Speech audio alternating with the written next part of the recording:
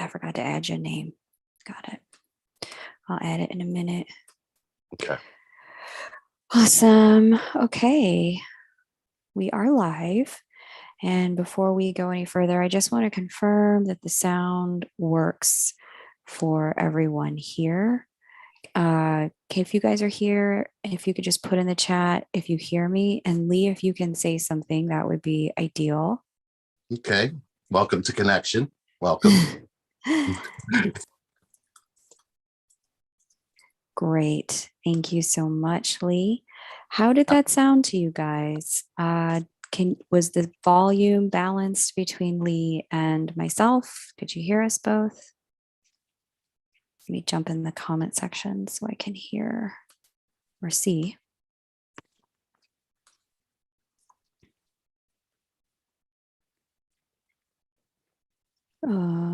Hear you both. Thank you, cute little lamb.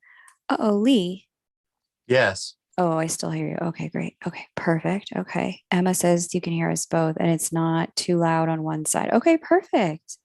Awesome. Sound check. Thanks, Susie Q. Wonderful to be here with all of you. My name is Kay Moon, and I am a twin flame channel and Western astrologer. Welcome to Shadow Work Week, day 5. We were planning to be joined by special guest Charlotte of Happy Twins 1111, but she did run into some challenges on her end. Thankfully, all is going in the right direction. You can catch up with her on her page. We will get her interview rescheduled. But today, for Shadow Work Week, we are joined by Lee of Relationship Reinvented. Lee is going to be talking with us about how to heal chaser energy, which is going to be an exciting conversation.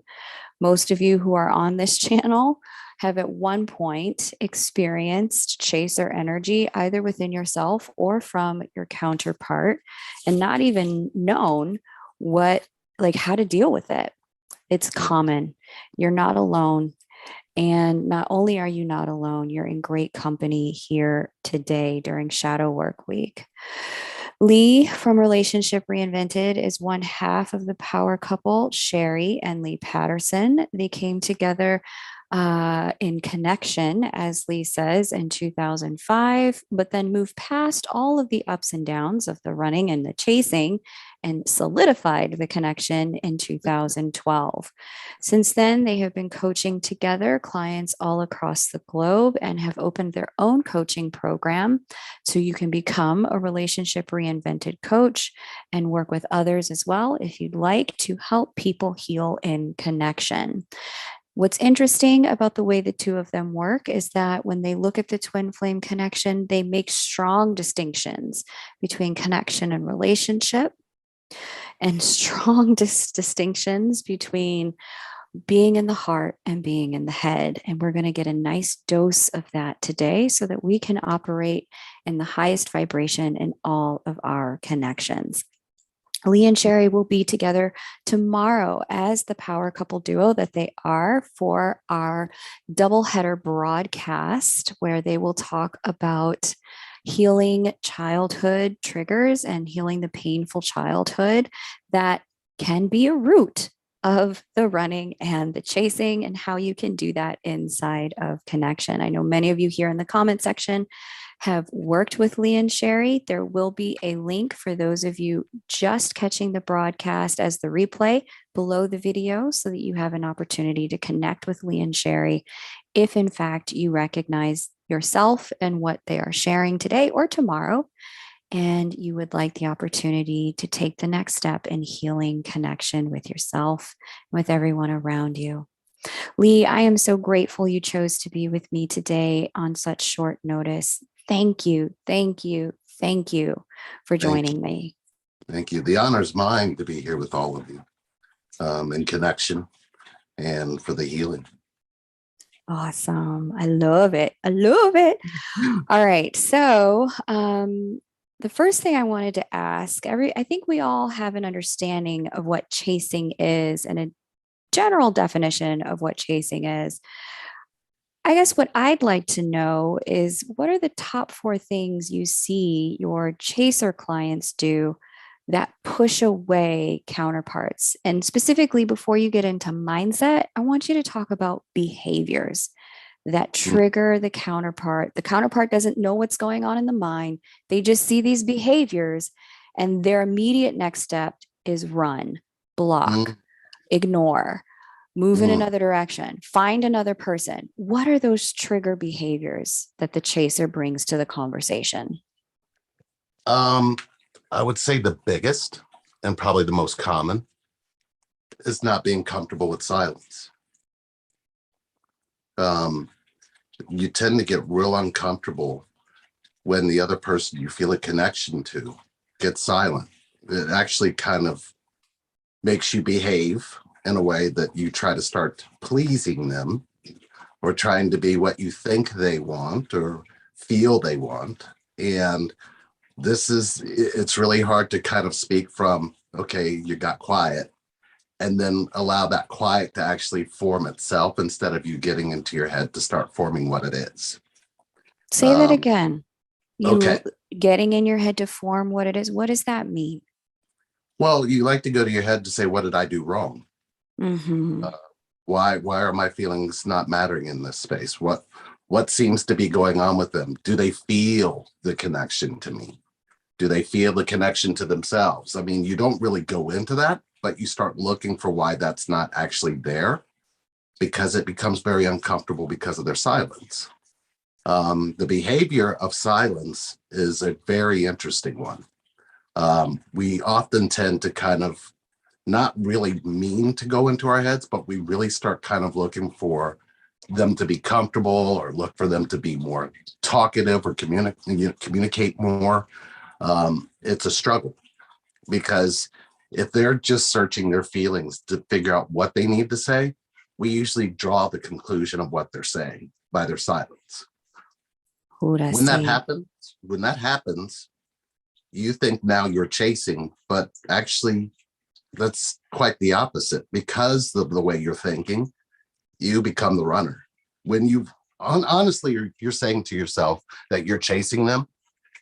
If you've not told them the truth about what you think and told them the truth about what you feel, how can you do either one? I mean, of course, running, of course, is going to be considered abandonment, right? Um, if we have abandonment issues, this will definitely trigger that if they get silent. This is not coming up because of them. This is coming up because of you. Either you've experienced abandonment and never put that into healing, in which case you're looking for how you're going to be abandoned rather than looking for how you're going to be loved. Ooh, okay, let's not give away the farm. That was Mm, gold.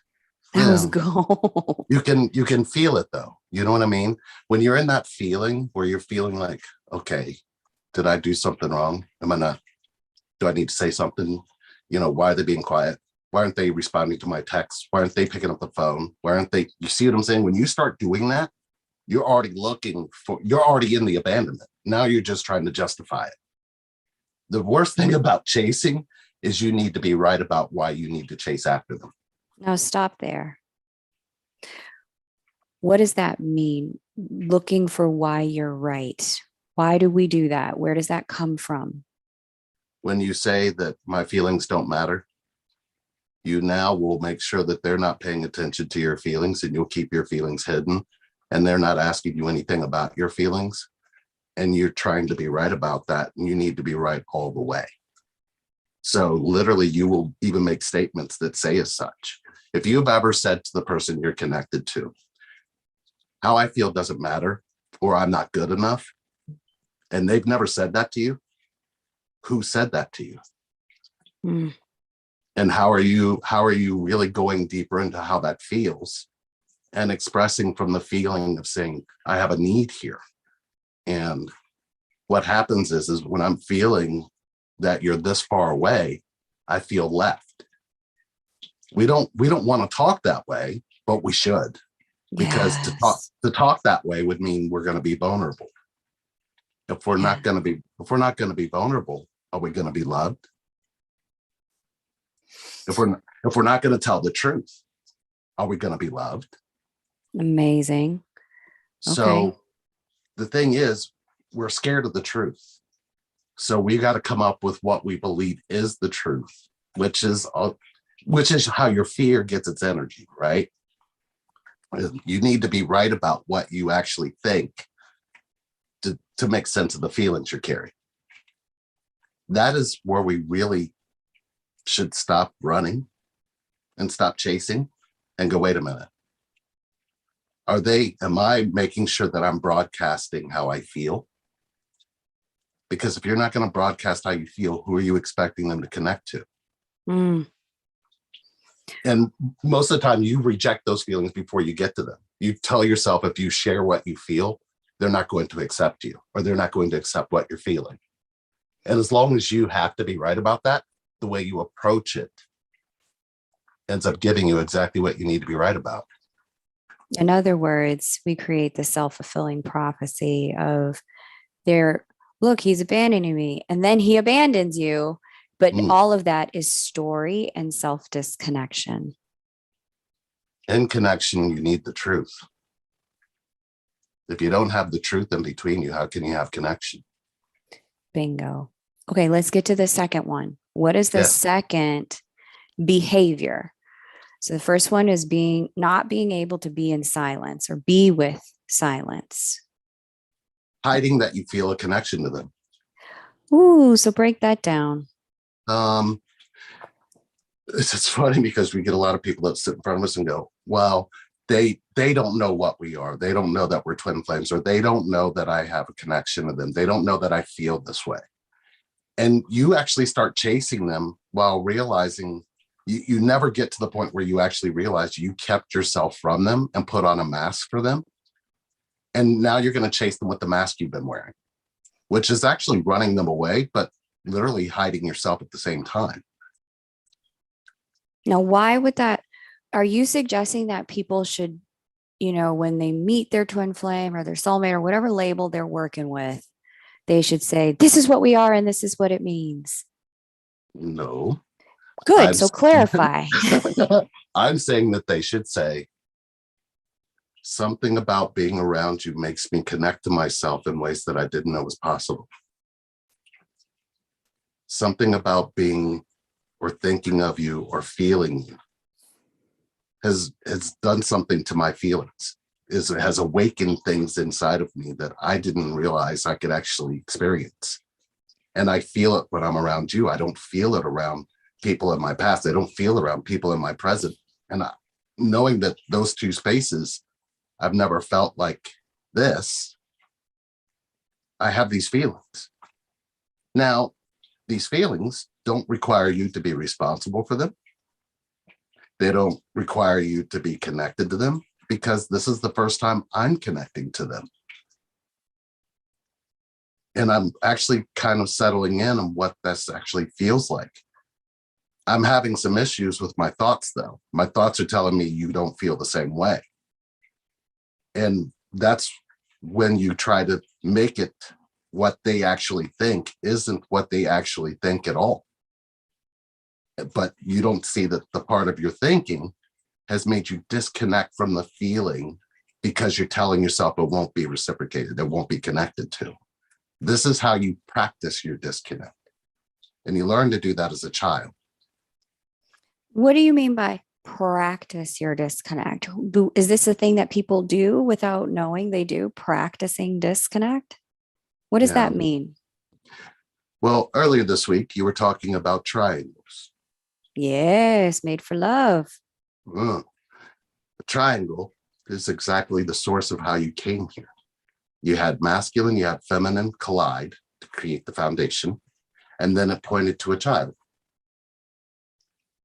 At some point, the way that your mother and your father came together, the way that they didn't come together, does something to the line that actually comes up to you as the child.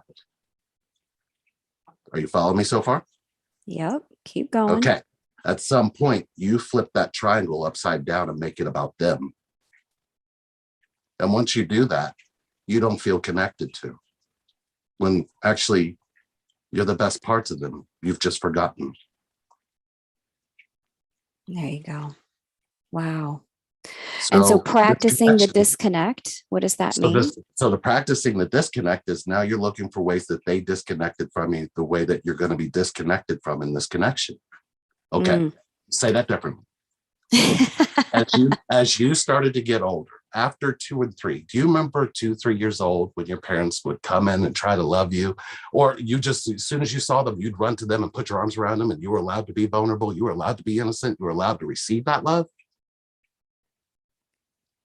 As you Yep. get a little bit older, you believe that part of you is gone, and that part of you is very much alive. But the things that you had to say to yourself to stop you from running towards them are the things that you're chasing in this connection. What are the things we would have had to have said to ourselves to stop us running toward them? Oh, daddy came in with this different energy. I shouldn't probably go to him because he doesn't seem like he'd even want that right now. What else? I don't matter. Whatever they're going through is more important to me. Daddy's work is more important to me. Mommy's job is more important to me. Other things are more important than me. They provide. Yes. I should be happy. I should just be content and don't worry about these feelings. My feelings are too much because I'm too sensitive. I'm not enough. I don't Very, matter. so So good. when you're in that space, your Running tri that loop in the mind. your triangle gets these little indentions, little dashes, if you were, back to that child. And that's where you start practicing where those things came up. So the foundation or the connection between mom and dad, if that foundation is not solid, you can already start to see those indentions. The younger you are, the more that they weren't together, the younger you were, the more that you look for those when you look for relationships, connections, friendships. It shows up in everything because the child in you, you didn't want to practice it, you didn't want to learn it, but that's what you were handed. And since you learned already how to abandon how you feel, now this is just the practice of it. Now, talk to us about people who may have had traumatic childhoods. Like, that's what you described as one thing, but some people have parents who have beat them, who have verbally abused them, or who have straight up abandoned and neglected, like chose not to be parents, went in another direction and left their lives altogether. Is this something that can still happen to these people? They're still practicing that disconnect? Absolutely. And what's even worse than that is now you have that invisible triangle where Mm. they don't know that they can actually be connected to. And that's usually what we found just from what we do, like in root camp, for example. We find that invisible triangle is almost like a permanent algorithm in the human nature. What ends up happening to you is you become part of the trauma of what wasn't connected to you. You actually Mm. start looking for reasons inside of what happened to you, and you make all your choices from what happened to you, not from who you really are. Amazing. And that can also perpetuate chaser energy. Third behavior. Let me have that third behavior that perpetuates runners to run, that chasers do, maybe without even knowing they do it. The other person feels that they're not enough for that person because they're always wearing a mask to them. So the first one was So what was if you're chasing the person you're connected to, and mhm. you start putting on a mask and not telling them you're chasing them, or asking them why it feels like they're running away from you, and then wait for their answer, you end up wearing a mask and pretending like everything's okay. Whereas they're over there going, it doesn't feel like you're being real with me. Mm. Because we've talked to a lot of people who believe that they're in that aspect. The thing is, if you're chasing, you're running too. You can't do one without the other. Go But do you on. even know what you're actually chasing? Are you chasing them to get them to be what you want them to be or expect them to be? Or are you Ooh. chasing them and accepting them for who they are? Well, I think you And call that's where, somebody out.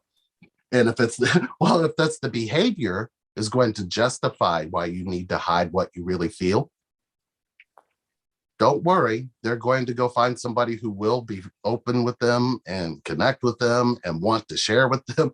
Because what are you doing if you're not doing that? And can you see your own behavior? It Okay. it's a challenge, because if you said, well, if I had to tell them that they're running or that I'm chasing them, then I would have to tell myself why I told myself they're running from me. And you don't want to tell that, do you? Well, I know you're going to run from me because when I was younger, my abandonment issue should be now, because I practice this so much, is that I learned to abandon my feelings so I can be there for yours. And this is the number one mistake of that, is that when you teach them to abandon your feelings because you're always being there for their feelings, now you got to pay the price. Mm, And the price is you'll permanently be chasing them for the rest of your life, because when did you ever show up for your own feelings? not just the good ones, but the bad ones too. Well, I think the judgment's the issue. You can That there feel, could be good and bad. you can be comfortable being hurt all the time. You can be comfortable being abandoned all the time. You can be comfortable being rejected all the time because that's what you've practiced. Mm, You're not comfortable with them showing up for you. It's an uncomfortable experience. If you have a story that says, oh, I've always been hurt my entire life, then you came along. You didn't even pay attention to that. I've been hurt my entire life. Now you try to take hurt your entire life and try to put it in this connection, and it's got to do everything that's ever shown up and hurt you all your life. You don't even see, let me pour this. So if you have a drink here that says, I've been hurt my whole life, and you have a drink over here that says connection, when you pour, I've been hurt all my life into that cup, what are you going to get? more of the same. Yeah. And if it's not more the same, how would you trust it? Especially since you took that glass of I've been hurt my whole life and put it into connection. Now you have to hurt me so I can feel connected to you. Don't you? Now, what's interesting is the one thing you haven't said that I know is an underpinning of your work, but I just want to illuminate it here for people who are following the threads, but maybe struggling to get that final click. Mm. Underneath everything that you've shared is kind of the prerequisite or core belief that the subconscious mind will always look for the certainty of predictability and rightness, even if that means telling ourselves painful stories to get it. Mm. Is that, would you rephrase that in another way? That Yeah. subconscious Yes. safety making mechanism Yes. that's trying to prove itself, how would you Mm. phrase it? All the feelings that you have in your body when connection finds you, your mind is unconscious to. Those feelings are real. Those feelings mean something. Your mind's not going to let that happen. Why? So if What is the mind's function? the mind's function is to give you those dots and dashes that the triangle originally gave you, you're repeating it without even seeing it. If they won't leave you and your father left you, you become the masculine and you leave them, then chase them for the rest of your life because you always needed your father to fight for you, to be there for you, to show up for you. And it's the same equally, whether it be masculine or feminine. There is a you deep on the inside that feels all of it. If you don't bring that out, you're abandoning connection. The connection is not there to remind you. The connection is there to wake you. You went to sleep in connection because who here on this planet's teaching it? Who here's showing it? Who here's expressing it? And I get it. Humans don't talk that way, but we should. So what happens is that mind gets involved and goes, yeah, these feelings, they're not going to be reciprocated. These feelings, They're not to be shown, because if you're vulnerable, you're not safe. Okay, let me make sure I got this right. When did vulnerable ever have safe? Did it even require it? When my mom would hold me and I was vulnerable, there was love. If love was there, I wasn't looking for safe. And this connection wakes you up to remind you of that again, but also say, you've always had that. You just stopped showing it. Say it again, Lee. Hmm. When love was there, what? You didn't need safe. You weren't looking for safe. Were you? What Well did you need done. safe for? What did you So need? good. What did you need protection for? Our biggest escape from healing is that we believe we need to protect ourselves or keep ourselves hurt, not let love in, which when you're safe and protecting, how do you let love in again? And how do you let it out? You don't. It's a wall. Once you actually have to be safe, you're in that bubble. And everybody who tries to get next to you, get close to you, help you to heal. We've created thought concepts to get people to cope, but not heal. So you're automatically learning how to run or how to chase on coping mechanisms, not healing mechanisms. They're not even the same thing. They don't even show up in the same energy field. If you were being loved, why would you all of a sudden attract safe? You wouldn't. You would attract love. But if you're being safe, you're attracting hurt because you believe in safe is keeping you from being hurt. But on the inside, aren't you hurt already? So how have you convinced yourself by law of attraction that being hurt isn't attracting more hurt? And you believe the story because when you tell that person you're connected to, I've been hurt my whole life by people you're connected to, well, people I'm connected from, the key word is connection. And when you feel connection, you don't associate it with your mother and father, but you're afraid of your own pathology because that pathology was wicked. And that pathology is trying to show you that you're going to be connected and disconnected from the same way. But what if you're wrong? You're so busy being right. How good does it feel to be right? Then ask yourself, how good does it feel to be wrong? You're going to notice that wrong feels good. Mm. You ever notice that? You Hey, just get when's the last time? accustomed to it, familiar. Right. But when has being right ever got you loved? Ever. Never does. Okay. So that never is following you in this connection. How's that not going to make you run and chase all day long? Because you need to be right about why you've practiced never. And Don't there worry. it is. It'll feel good to be wrong, but we're afraid to be wrong because we believe our feelings are going to get hurt, not going, well, this is going to be in my hurt that I have to tell my hurt or the me inside of my hurt that I can't be connected to. There you go. But the you inside of the hurt, can it heal without connection? It has to be connected to first in order to have the healing. You have to connect. Okay, Lee, number 4. Yes. I asked you for 4 things your chaser clients do that push their counterparts away. So the first one was being so uncomfortable with silence that stories get made up. The second one was not being honest about feeling a connection. The third one, wearing a mask to hide what you really feel, ultimately running away from yourself and therefore getting your person to go run towards someone who's willing to be honest. What's the fourth thing? The fourth is the core, the truth. How is that a thing that a chaser client does to push their counterpart away? How are they telling themselves the truth? What does that mean? On the inside, we like to interpret people's behaviors and tell ourselves the truth about the way it makes them think. There's no truth in that if it's coming from you and not them.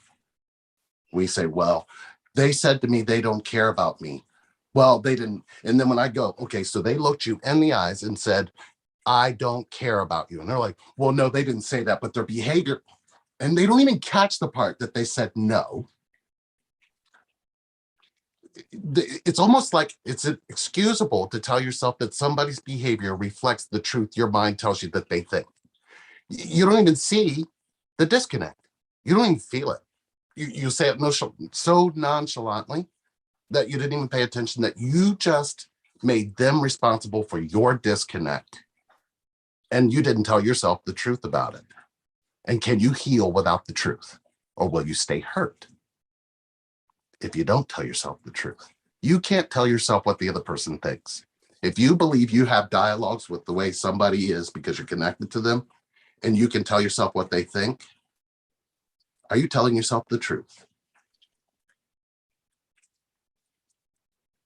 If it didn't come from them, if they verbally didn't say it out loud and you absorbed the words, or if you don't have it in writing, if they've never been able to say those words to you, if they looked at you and said, you are not enough, okay, they said it to you. But I have yet to meet somebody who's in or found this connection that they said the person said those words and it was the truth. They always bend that truth. And once they bend it, how are you connected to you anymore? What does that mean? Once they bend it, how are you connected to you? If the person didn't say those words and you chose those words and said that they said those words, how do you stay connected to yourself again? If they didn't Gotcha. say those words, if they didn't say those words and those words didn't come through the air into your body as they said it, looking you in the eyes and meaning it. Now, I said a lot of things to Sherry, right? But all the things I was saying to her, even if I said those words, she still feels me. And the only time she actually got me to that space was when I was angry at me. What does that mean? She got you to that space? What space did she get you to? The space of, you're going to hurt me or I'm going to hurt you. We believed we were going to hurt each other. We believed we were going to walk away from each other. We both had our own different paths in that because of our triangles being broke, not because of each other. We came together in connection because of the foundation of truth and feeling. Your feelings will always tell the truth. This will always lie to you. This is your runner and your chaser and the illusion of future. This doesn't even know what that does. It just keeps beating and goes, what an experience. It never questions what you think. It can accept what you think, but yet you'll keep this close to the world. How can you be Beautiful. connected? How can you be connected if you're doing that? You practice suffering. We all do. We're all taught to practice suffering because none of our words match our feelings. Can you imagine an entire world if we were taught to speak from our feelings? Can you imagine how connected we'd be? There'd be no war. There'd be no disease. There'd be no greed. We don't want peace because when have we known it? But deep within our heart that's been beating through all the shit that we go through, you have peace. You just don't know how to bring it out because you think you'd be different than anyone here. And you're right, you would be. But isn't that love? You don't need to think about what it is you want. Sorry, felt my vulnerability just then. Because it's really hard not to be vulnerable. Because I'm telling you, the love I feel, wow. And I went a whole lifetime without it. We're afraid to connect. And it's the only thing that's going to heal us. I still run downstairs and act like it's Christmas morning when I see her. And it kept her here. How can that be wrong? Because it feels so good to have connection. And you deserve connection. You don't deserve to be chasing it or running after it. We want all of you to have it. It'll keep you alive. Actually, it'll bring you to life.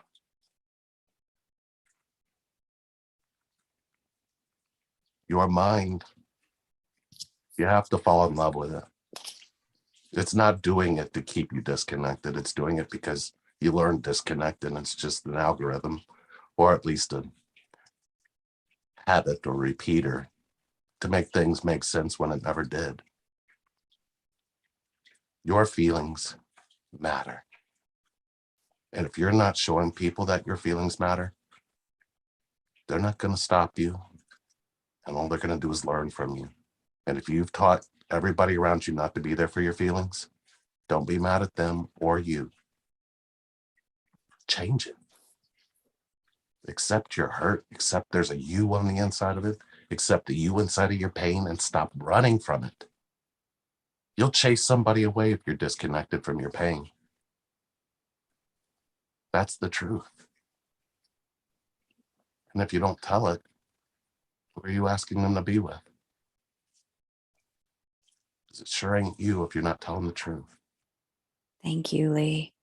Thank you. Such rich insights. And thank you for your vulnerability. I appreciate you letting us see the love and feel it with you. I can feel all of you. I don't know how to explain that, but I know that we feel it, all of you. We feel everything that you guys go through. We can't hear what you think, but we can feel what you're doing because you're thinking. Stop doing that. Just stop doing that. Well, then that brings us to the very next question. How? That is the next question. And people have been asking this for a little while in the chat. What would you say are the top 3 questions a person can ask themselves or exercises they can do to stop the chasing energy in themselves and in their connection? Okay. 3 questions that keep me connected that I ask myself. The first one, am I accepting what I feel? And then I just sit in my feelings. It's uncomfortable. And if it's uncomfortable, I know I'm sitting in them. Second question, am I reacting to what I'm thinking right now? And what's that doing to me? Third one, am I open to connection to anyone right now? And if I answer no, I know I'm not connected to me. Connection is not isolation. We have fooled ourselves. The how is always now.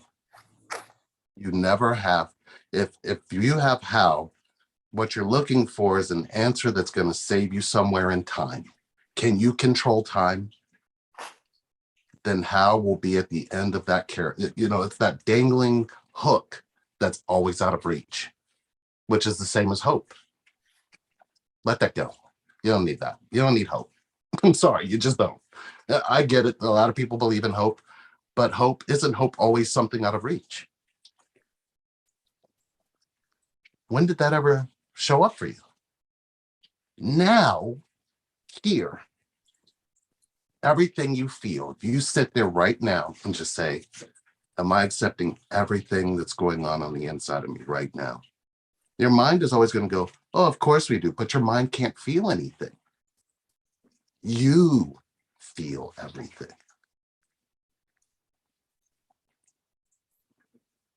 Accept everything you feel, not your thoughts about it. And there is a difference. Huge. It's not even the same space. You love yourself by no longer looking for a self. If you have a self, you're creating an illusion where there is none. You're what you feel. You are never what you think. That's how. You got to get rid of the belief system that says something different.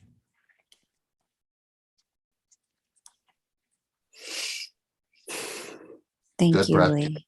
Good breath. I felt it. I felt all of it. Yeah, You well, can I all was put that taking together. notes. I put in the chat and I'm like here being with the conversation and trying to be with you and be with the people. And it's just like, let me just let it all in. Let me let it all Oh, in. This is beautiful. Thank you so much. And we went fast. We went deep fast. And I want you to know if you work with Lee and Sherry, this is what it's like. It goes deep fast. It is, and it will be a permanent mental shift that mm, occurs for you in such a way that like you can't continue to stay disconnected from self and from others if you truly do the work that they provide. It's mm. not possible to be disconnected if you show up and do the work. All of that to say, it's you Actually, guys' turn. actually, Kay, may I show you something with the how? Yeah, go for it. We can do that, but I also want to give people an opportunity to ask questions, which may Sure, sure. actually get So into just real the quick, how. if I reached inside Kay and I pulled out your inner child and set her next to you, and I said, "Hey, Kay, She's so you see cute. that? You see that little girl right there? Okay, ask her, does she want work or play? Oh, she always wants to play. You notice that you keep working. So It the is word, fun it's for a me. Work play, is play for me. right? But the word and what it actually transmits means that something is broken or needs fixed or needs work. When did that Oh, ever love do the anyone? work. You mean Yeah, the concept of, quote, doing the work? the actual word work. What do you like about it? I think it's fun to get shit done and accomplish Yeah. things. But that's If you just do, me. if I you was do like that what as a you, little girl. I like to but if you build do what you love, stuff and do yeah, stuff. but you're doing what you love. Yes. How's that? How's that actual work? Oh, okay. It doesn't have to qualify as work, but I Well, see what you're saying. the thing is, I think because we have the mentality of work, we actually believe that we always have more work to do. Mm. So you'll never realize that you're there already because you're too busy trying to tell yourself you've got more work to do. That's why you chase. Well, peep this. Question Yeah, number one. Am I yeah. accepting what I feel? Sit in the feelings. And what you had shared was it's always uncomfortable. To do uncomfortable things is a work. Mm. Is it Is it, not? or is it vulnerability? Is Because vulnerability not work for some people? vulnerability is uncomfortable. Yeah, for So some people. if you're vulnerable and you're uncomfortable, you're healing. Got it. Okay. So we So can call it it's like, doing the healing. yeah, well, you could call it doing the healing, but you could also call it doing the hurt. Because if you don't go into the hurt and actually sit in it and get uncomfortable in it, it's not going to heal. You actually have to connect to the you when that got hurt. Yeah. You won't let yourself have connection until you will. That's why you got to chase everybody, because you're not connected to the you inside of that hurt. And even more than that, you're not connected to the you inside of your pain. If you were connected to the you inside of your pain, you would heal all your hurts, wouldn't you? I went too far, didn't No, no, I'm paying attention I? to chat and listening to you. Like I'm managing a lot of things. Right. Um, so all of that to say, yes, I think that makes sense. Um, Here's a question from Collard Greens. How can we learn to sit in silence? How can we accept our uncomfortable feelings? Mm. One day you'll have no thoughts and you'll be returning back to the silence. You can have that while you're here. Um, you came from silence. We all did. When you look out in space and look into the dark, far reaches of deep space, there's no sound. When you go to the bottom of the ocean, sit in the depths of that ocean, no sound. In that space, you'll find peace, you'll find healing, even if there's hurt there. you'll notice that it's almost slowed to a stop to where you could put your arms around it. You have to choose silence. You have to know that silence is underneath everything and anything. Silence is feeling.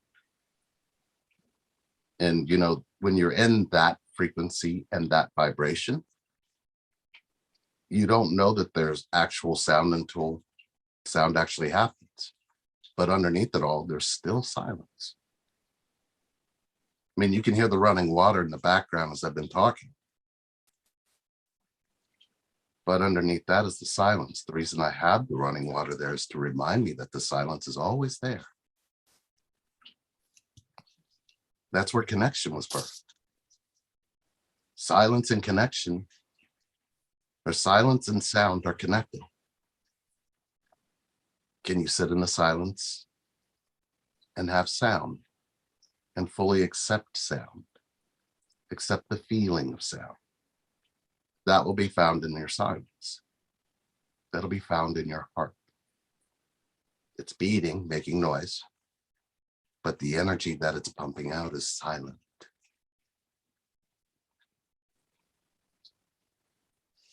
Thank you, Lee. We have another question here from Danielle Ricciardi. She asks, if you have unintentionally pushed someone away, what can you do to repair the situation? Tell them the truth. Why did you Go push them on. away?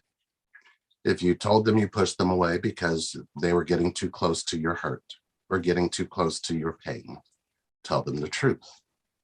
I pushed you away because I haven't healed this portion of myself. When I push away, it's a defense mechanism. And sometimes I'll utilize anger because anger feeds off of hurt. If you had no hurt, you'd have no anger. You wouldn't push away.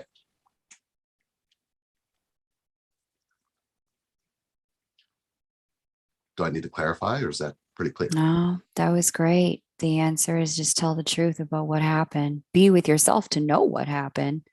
Yeah. Be with your own pain and then share. We always judge the truth, therefore the truth isn't the truth anymore. Stop judging the truth. Just tell the truth. The truth is, I got hurt. And when I get hurt, I push people away. When I get hurt, I like to be by myself. When I get hurt, I like to tell myself I'm not being loved. Tell the truth. You didn't push them away because of the truth. You pushed them away because you judge it.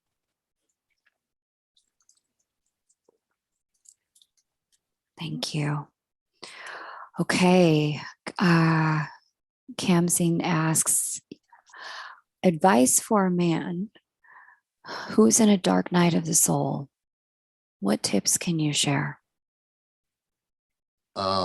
When you have a dark night of the soul, you're being shown both the light and the dark, but you're also being shown positive and negative. You're being shown where you stand in it. If you're standing in the very darkness of it, are you comfortable with the darkness? Are you comfortable with what you're saying in the dark that you won't drag into the light? Take what you're saying in there, put it under the light and see if that's even what you really feel. Because you probably have had some painful things that have happened to you and you buried them. This is the way that they come out. The dark night of the soul isn't about suffering. It's about no longer suffering. If you choose to keep suffering, your dark night of the soul will last a long time. I've seen it last years. But you can actually just go, you know what? I'm going through this darkness. And am I accepting anybody into my darkness? Am I shining a light on what I'm actually saying to myself inside? Is it the truth? Is it based in the truth? I was scared to actually do. I was nervous today coming in here and scared to come in here today. And Connection said to me, why? So then my mind said, I don't have a good reason. I just wanted to put that out there. So I brought it into the light and I realized I don't feel that way. So it's things like that. But you have to realize you got there because something triggered you into it. What triggered you into your dark night of the soul? And are you accepting how it made you feel? So if there's a story attached to a feeling, this is how you let go of the story and accept the feeling. Mm, beautiful. Thank you. Well, Glitterati asks, what advice would you give to those whose twin has not yet acknowledged the connection or is switching between running and chasing with them? Hmm. Um, the one question that I like to ask in this space that actually turns some lights on is, who have you allowed to love the real you?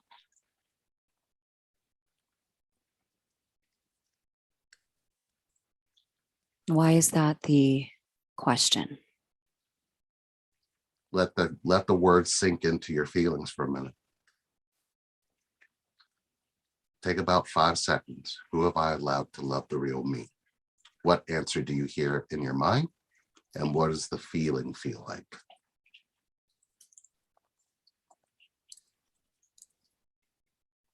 The reason why that's important is because, are you practicing your story, or are you opening up to connection?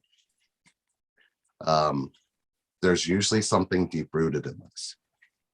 People who believe that their twin isn't acknowledging the connection has either had one or both parents not acknowledge their feelings, and their feelings became something that was almost like they had to hide them a majority of their life from their parents, the two people they're connected from. So I would ask this person, which person, mom or dad, loved the real you? If they say neither, the issue isn't the twin. The issue is that child inside that believes that.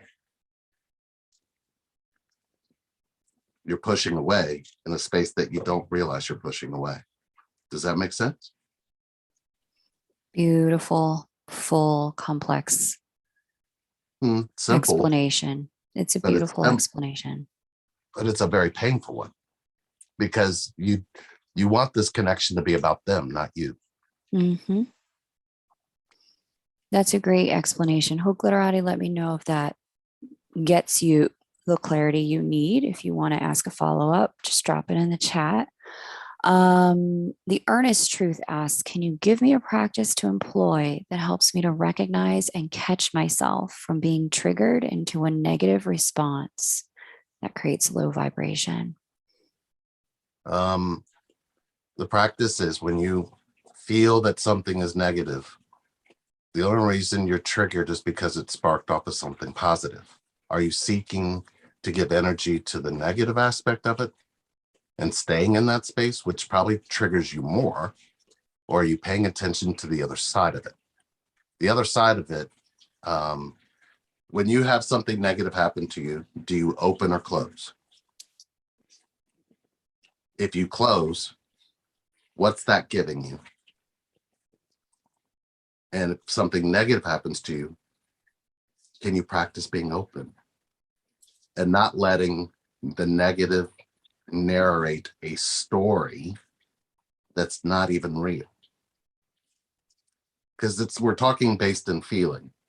Feeling requires both positive and negative. The one that you give energy to is the one that you become.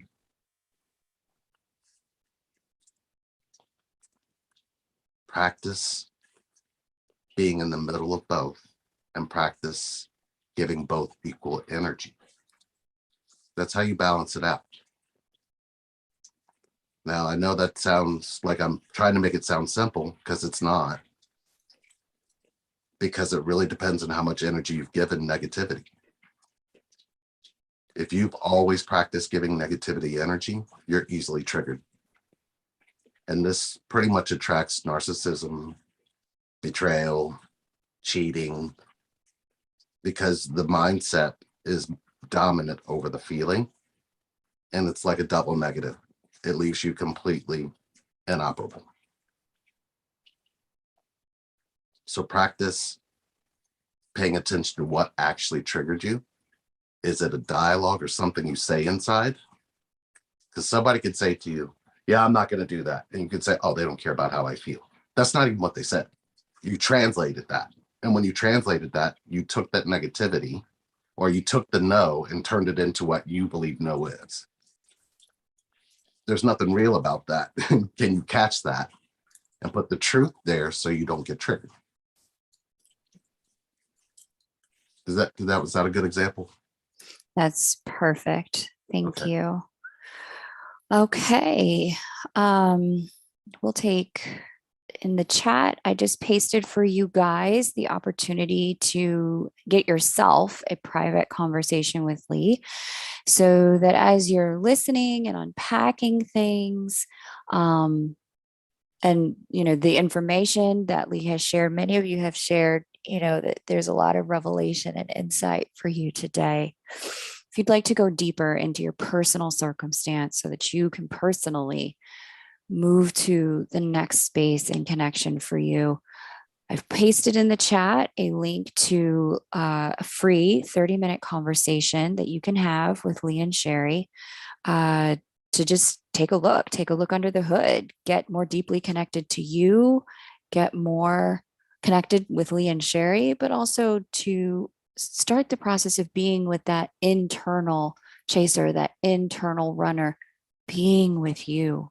so that you can have the opportunity to just be in connection in its fullness, in its gift. And and I'd want to add to that, if you're coming for 30 minutes, the gift of healing means you have to access the hurt, which means we're going to access your pain. The thing is, most people who come into a 30-minute aren't aware that we've got to go into your pain so you can heal something. This is not going to be me pointing at what the other person's doing. If you focus and realize that, wait a minute, am I only duplicating the connection I have to myself? Then you'll get what I'm saying. Because we got to go into your pain. Because without your pain, you can't be connected. Pain is what brought us all here. We all came through that pain threshold. It is important that you inside of your pain gets connected to, because I have a way of letting you hear what your pain is telling you, not what you were telling your pain. Thank Sorry. you. I wanted to add that because I I think think it's important to add.